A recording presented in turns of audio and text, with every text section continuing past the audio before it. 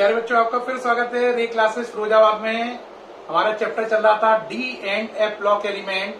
उसमें टॉपिक चल रहा था K2Cr2O7।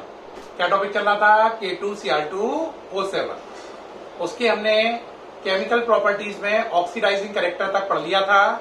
अब हमारा आज का टॉपिक है effect of pH on K2Cr2O7। Chapter है D and F block element. Topic है effect of pH on K2Cr2O7। K2Cr2O7 पर पीएच का असर क्या पड़ता है? ये बात बोर्ड एग्जाम में कई बार पूछी गई है। बोर्ड एग्जाम के लिए ये 100% आने वाला क्वेश्चन है ना? तो इसलिए इसे बहुत ध्यान से समझेंगे। Very important. बेटा देखो, K2Cr2O7 से हमें आयन मिला Cr2O7-2। तो K2Cr2O7 से हमने लिखा Cr2O7-2। इसका नाम है डाइक्रोमेटाइन। क्या नाम है? डाइक्रोमेटाइन। और कलर होता है ऑरेंज रेड कलर। यानी कि यूं कह लो K2Cr2O7 का कलर ऑरेंज रेड होता है। या कोई ये बोले K2Cr2O7 का कलर ऑरेंज रेड है, या कोई बोले क्रोमेटाइन का डाइक्रोमेटाइन का यानी कि Cr2O7-2 आयन का कलर ऑरेंज रेड है। एक ही बात है। ठीक, तो ये ऑरेंज रेड कलर का है एल्कली की प्रेजेंस में। यानी कि अगर आप K2Cr2O7 में बेस डालोगे, एल्कली डालोगे, यानी पीएच को बढ़ाओगे, 7 से ज्यादा करोगे, तो एल्कली की प्रेजेंस में डाइक्रोमेटाइन क्रोमेटाइन में बदल जाता है और कलर ऑरेंज रेड से येलो हो जाता है। यानी मैं साफ साफ कहना चाह रहा हूं, बेसिक मीडियम में K2Cr2O7 को ट्रीट करने पर इसका कलर ऑरेंज रेड से बदलकर येलो हो जाता है। और जब येलो कलर हो जाए तो आप इसके अंदर एसिड डाल दो। एसिड डालोगे तो वापस येलो कलर ऑरेंज रेड में कन्वर्ट हो जाएगा। यानी कि मैंने क्या बोला, आप समझ रहे हैं? मैंने ये बोला K2Cr2O7 में बेस डाल दो, है ना? K2Cr2O7 में क्या डाल दो? बेस। तो K2Cr2O7 का कलर कैसा है? Orange red. बेस डालते ही उसका कलर कैसा हो जाएगा? येलो। पहले ऑरेंज रेड क्यों था? Cr2O7-2 आयन की वजह से, है ना? फिर आपने क्या डाला? बेस। फिर कलर हो गया येलो। येलो क्या हुआ? CrO4-2 आयन्स की वजह से। अब क्रोमेट आयन बन गए CrO4-2। कलर कौन सा है? येलो। क्रोमेट आयन में आप एसिड डालो। क्या डालो? एसिड। तो वापस डाइक्रोमेट आयन बन जाएगा Cr2O7-2 और कलर येलो से बदलकर ऑरेंज रेड वापस होगा। एक लाइन में बोला जाए तो K2Cr2O7 में बेस डालने पर येलो कलर आता है और येलो कलर आने के बाद अगर आप एसिड डालो तो वापस येलो कलर ऑरेंज रेड में बदल जाता है। Orange red colour dichromate ion की वजह से है, Cr2O7-2 आयन की वजह से है, और येलो कलर क्रोमेट आयन की वजह से है, CrO4-2 उनका फॉर्मूला है। तो क्या सीखा हमने? हमने ये सीखा कि डाइक्रोमेट आयन में एल्कली डालने पर उसका कलर येलो हो जाता है। येलो कलर होने के बाद अगर आप उसमें क्या डाल दें? एसिड, तो उसका कलर वापस ऑरेंज रेड हो जाएगा। Is it okay? ठीक। अब हम पढ़ेंगे K2Cr2O7 का इक्विवेलेंट मास कैसे निकालें। वेरी इंपॉर्टेंट टॉपिक है प्यारे बच्चों, K2Cr2O7 का इक्विवेलेंट मास निकालना। देखिए भाई, कैसे निकालेंगे? देखें, ये देख लिया पूरा, हटा रहा हूं मैं ये। देखो बेटा, K2Cr2O7 का जो इक्विवेलेंट मास है उसको कैसे निकालें? तो इक्विवेलेंट मास ऑफ K2Cr2O7। देखो बेटा, 3 मीडियम होते हैं, एसिडिक, बेसिक और न्यूट्रल। K2Cr2O7 की सारी प्रॉपर्टी एसिडिक मीडियम में पढ़ते हैं हम लोग। बेसिक और न्यूट्रल मीडियम में वर्क नहीं करता। तो इसका जो इक्विवेलेंट मास है वो एसिडिक मीडियम में कैलकुलेट किया जाएगा, बेसिक और न्यूट्रल में नहीं। एसिडिक मीडियम में रिएक्शन होती है K2Cr2O7 plus 4H2SO4 equal to K2SO4 plus Cr2SO4 whole thrice plus 4H2O plus 3 nascent oxygen, ये इक्वेशन होती है।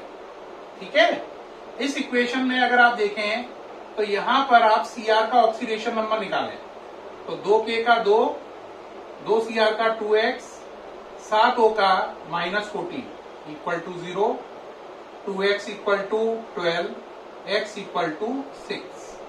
तो यहां पे Cr का ऑक्सीडेशन नंबर कितना आया? 6 आया। ठीक है या नहीं? अब आप इसमें आ जाएं Cr2SO4 होल थ्राइस में। बेटा याद रखना पूरे SO4 का ऑक्सीडेशन नंबर होता है -2, सल्फेट आयन है। तो यहाँ पे Cr कितने हैं? 2, तो 2x, 2 का मतलब 2, x का मतलब Cr। SO4 कितने हैं? 3, और एक SO4 की वैल्यू है -2, तो 3 SO4 है, एक की वैल्यू -2 है, तो 3 की वैल्यू हो गई -6 equal to 0, 2x equal to 6, x equal to 3। तो इस दोनों कैलकुलेशन से ये पता चला, क्या पता चला कि जो Cr यहां पर है इसका ऑक्सीडेशन नंबर प्लस का 6 है, और जो Cr यहां पर है उसका ऑक्सीडेशन नंबर प्लस का 3 है। चेंज कितने का हुआ? आंसर 6 में से 3 गया, 3 का चेंज हुआ, लेकिन ये Cr है कितने? 2, तो जो नंबर नीचे होता है उसका मल्टीप्लाई होता है, तो चेंज हुआ 3 का, और ये 2 यूनिट है, तो 3 2 जा 6, तो कितने का चेंज हुआ? 6 का। कितने का चेंज हुआ? 6 का।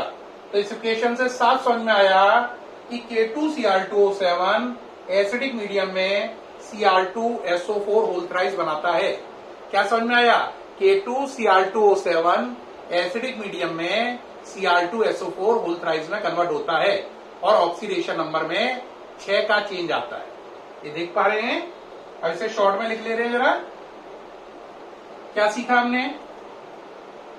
ये सीखा कि K2Cr2O7 एसिडिक मीडियम में Cr2SO4 होल थ्राइस में कन्वर्ट होता है, और इसके ऑक्सीडेशन नंबर में जो चेंज आता है वो आता है 3 2 जा 6 का। कितने का चेंज आया? 6 का। इक्विवेलेंट मास क्या होता है?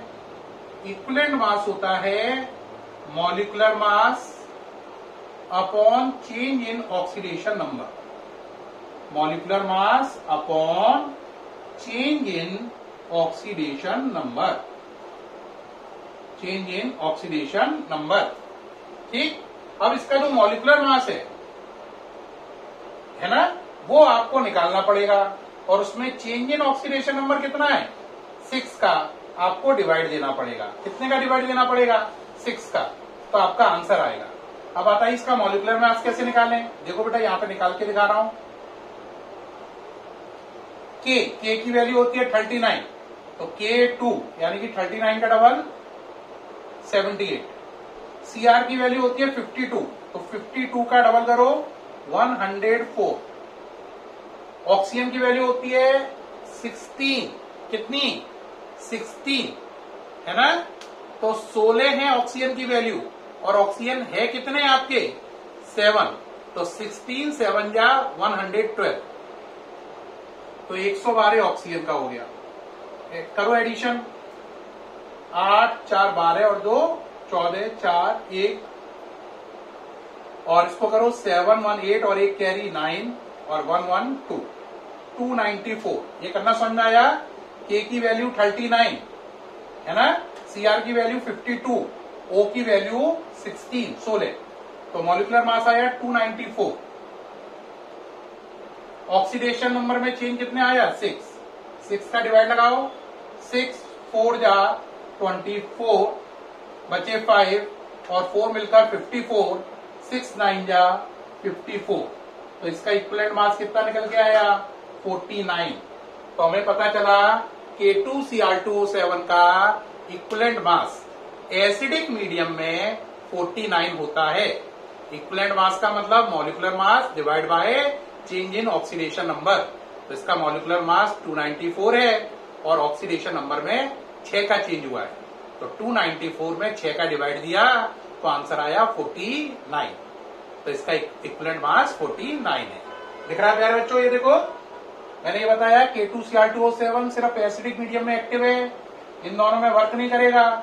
इस मीडियम में K2Cr2O7 इसमें कन्वर्ट होगा Cr2SO4 होल थ्राइस में, ऑक्सीडेशन नंबर में चेंज आएगा 6 का, मॉलिक्यूलर मास आएगा 294, ये कैलकुलेट करके दिखाया है। K की वैल्यू 39, Cr की 52, O की वैल्यू मैंने कितनी मानी है, O की वैल्यू मानी है 16, सॉल्व किया 294/6 दैट इज 49। ये पूरा देख लीजिए। तो अगर कोई आपसे बोले K2Cr2O7 का इक्विवेलेंट मास कितना होता है, तो आप कहोगे K2Cr2O7 का इक्विवेलेंट मास एसिडिक मीडियम में 49 होता है। ठीक, अब कोई कहे इक्विवेलेंट मास निकालने का फॉर्मूला क्या है, तो आप बोलोगे इक्विवेलेंट मास निकालने का ऑक्सीडाइजिंग एजेंट का फॉर्मूला होता है molecular mass over change in oxidation number. प्यारे बच्चों, उम्मीद है इस वीडियो में मैंने आपको इफेक्ट ऑफ पीएच बताया और इक्विवेलेंट मास निकालना सिखाया K2Cr2O7 का। दोनों टॉपिक आपको 100% क्लियर हुए होंगे। ओके है, फिर मिलते हैं नेक्स्ट वीडियो में।